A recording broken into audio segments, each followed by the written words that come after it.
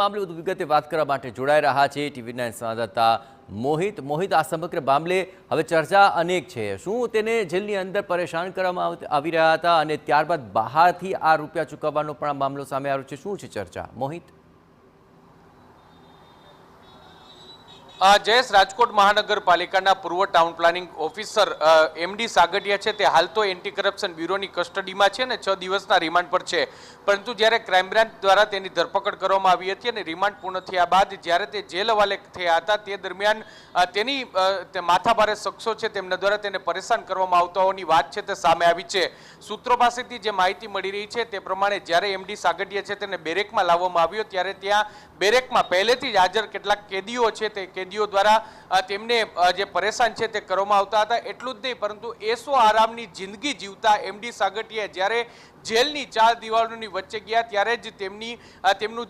તેમના જે કરતૂતો છે તેનો એક પ્રકારનો પાપનો ગળો ફૂટ્યો હોય તે પ્રકારની સ્થિતિ છે તે જોવા મળી હતી ને એટલું જ નહીં, પરંતુ સૂત્રો પાસેથી જે માહિતી મળી રહી છે તે પ્રમાણે તેમને 4 દિવાલની વચ્ચે શૌચાલયની બાજુમાં સૂવા માટે મજબૂર છે તે કરવામાં આવ્યો હતો। જોકે આ બધાની વચ્ચે એક કુખ્યાત આરોપી છે તેમના દ્વારા તેને પરેશાન કરવામાં આવતો હતો અને તેને પરેશાન કરવા, જો તેમને પરેશાનીનો સામનો ન કરવો હોય તો તેને પ્રોટેક્શન મની છે તે પણ માગી હતી।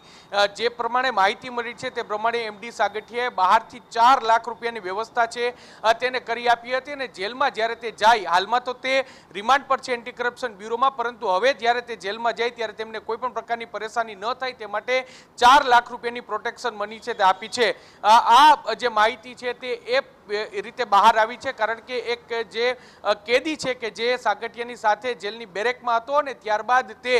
કોઈ કારણોસર જેલની બહાર આવ્યો ત્યારે તેમને આ વાત છે તે જાહેર કરી છે। જો કે તેમને નામ ન આપવાની શરતે આ પ્રકારની માહિતી છે તે મળી છે। સવાલ એ વાત તો થઈ રહ્યો છે કે ભ્રષ્ટાચારમાં ગળાડૂબ MD સાગઠિયા છે તે વર્ષોથી જે એસો આરામની અને અયાસી વાળી જિંદગી છે તે જીવતો હતો ને હવે જ્યારે તે જેલની 4 દિવાલોની વચ્ચે ગયો ત્યારે તેમને વાસ્તવિકતાનું ભાન થયું અને જેલમાં તેને જે પ્રકારે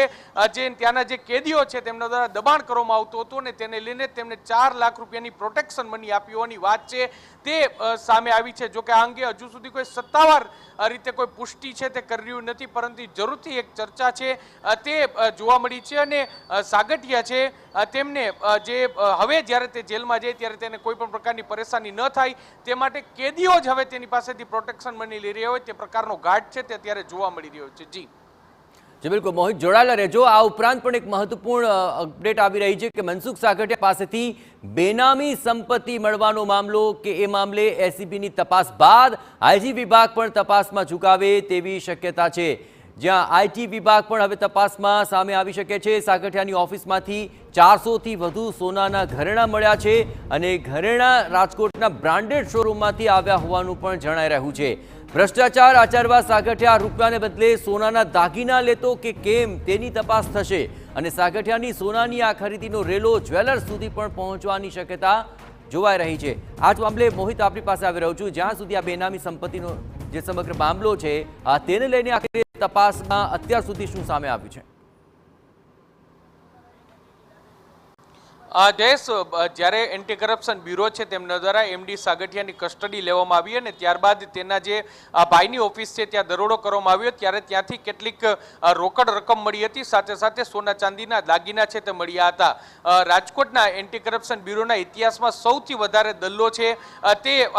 MD સાગઠિયા છે તેની પાસેથી મળ્યો છે। કેટલીક નોંધનીય બાબતો છે તે સામે આવી છે। સૌથી મહત્વની વાત છે કે જે 400 જેટલા ઘરેણાં છે તે MD સાગઠિયાની કસ્ટડી માંથી મળ્યા છે, ત્યારે આ ઘરેણાં છે તે મોટા ભાગના ઘરેણાં એક બ્રાન્ડેડ શોરૂમમાંથી આવ્યા હોવાની વાત છે તે સામે આવી છે। એટલું જ નહીં, પરંતુ આ ઘરેણાં છે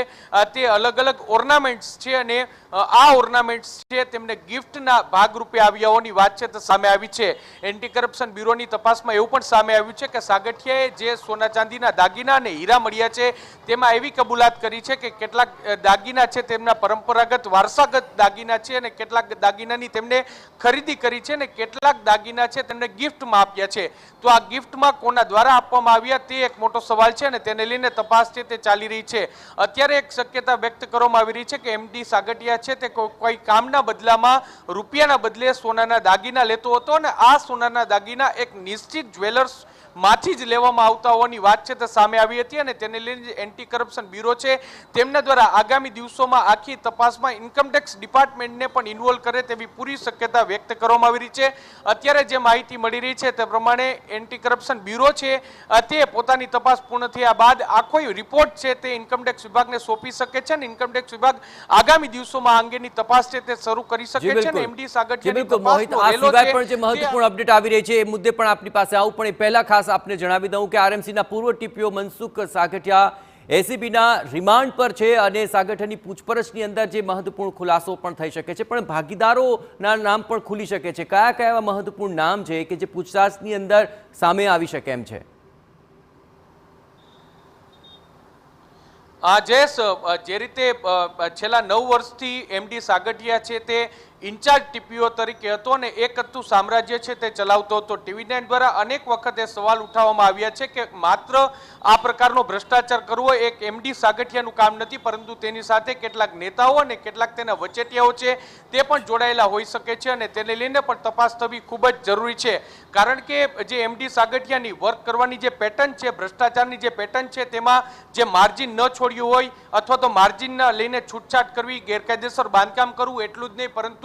કોઈ હેતુફેર જમીન હોય તો તે કરવી એટલું જ નહીં, પરંતુ ટીપીના રોડ કાઢવા ને તે ટીપી ફાઇનલ કર્યા પહેલા તેમના જે મળતિયાઓ છે, તેમના ભાગીદારો છે, તેમને એની માહિતી આપવી જેથી કરીને સસ્તામાં જમીન લઈ અને ત્યારબાદ જ્યારે ત્યાંથી ટીપી નીકળે તો તે રોડની કિંમત છે, એ જમીનની કિંમત છે તે વધી જાય તે પ્રકારનો ભ્રષ્ટાચાર કરવો અને આ બધી બાબતોને લઈને તેમના કેટલાક મળતિયાઓ, કેટલાક નેતાઓ અને કેટલાક વચેટિયાઓ છે તેની ભૂમિકા છે તે હોઈ શકે છે। જો એન્ટી કરપ્શન બ્યુરો છે તે 9 વર્ષમાં જે એમડી સાગઠિયાના ભ્રષ્ટાચાર યુક્ત શાસનની તપાસ કરતી હોય તો તેની સાથે સાથે જે નેતાઓની મિલકતો વધી છે, તેમના જે વચેટિયાઓ છે તે ભૂમિકા છે, તેમના વતી જે ભ્રષ્ટાચાર કરતા લોકો છે તેમની તપાસ કરવી ખૂબ જ જરૂરી છે અને તેને લઈને તપાસ કરવી ખૂબ જ જરૂરી છે। જો જે રાજ્ય સરકારની એસઆઈટીની વાત હોય કે રાજકોટ ક્રાઇમ બ્રાન્ચની જે તપાસની વાત હોય, આ બંને એસઆઈટીમાં તપાસ છે તે માત્ર સાગઠિયા પૂરતી સીમિત રહી છે અને તેની આગળ આ તપાસ છે તે વધી નથી। ત્યારે હવે એ વાતનો સવાલ છે કે શું એન્ટી કરપ્શન બ્યુરો છે તે આ સાગઠિયાથી ઉપરવટ થઈ અને અન્ય તેની સાથે જોડાયેલા લોકોની, તેમના ભાગીદારોની તપાસ કરશે કે કેમ, તે એક મોટો સવાલ છે તે જરૂરથી ઉઠી રહ્યો છે। જયેશ, આપને જણાવી દઉં કે રાજકોટ મહાનગરપાલિકાના ટાઉન પ્લાનિંગ ઓફિસર તરીકે એમડી સાગઠિયા બિરાજમાન હતા। તેમની નિમણૂક છે તેમાં પણ કેટલીક ગેરકાયદેસર રીતે કેટલીક જે શરતો છે તેમાં ફેરફાર કર્યોની વાત છે તે સામે આવી છે। ત્યારે તેના ગોડફાધર કોણ, તે એક મોટો સવાલ છે તે ઉઠી રહ્યો છે ને હવે જ્યારે એમડી સાગઠિયાનું આટલું ભ્રષ્ટાચારનું શાસન હતું અને તેમની સર્વ સત્તાઓ રાજકોટ મહાનગરપાલિકાની એક રાજકીય પાર્ટી પાસે હોય છે, ત્યારે તેમની સાથે કોણ કોણ સંડોવાયેલું છે તે અંગેની તપાસ કરવી ખૂબ જ જરૂરી છે। મોહિત, આખરે હવે ગોડફાધર કોણ છે અને તે સુધી તપાસનો રેલો પહોંચશે કે કેમ તે મહત્વપૂર્ણ મુદ્દો બની રહેશે। આભાર મોહિત। તો આખરે આ તમામ બાબતોને લઈને હવે જોવાનું રહેશે કે આગામી સમયમાં આ આખી તપાસ બાદ કયા કયા મહત્વપૂર્ણ ખુલાસા થાય છે।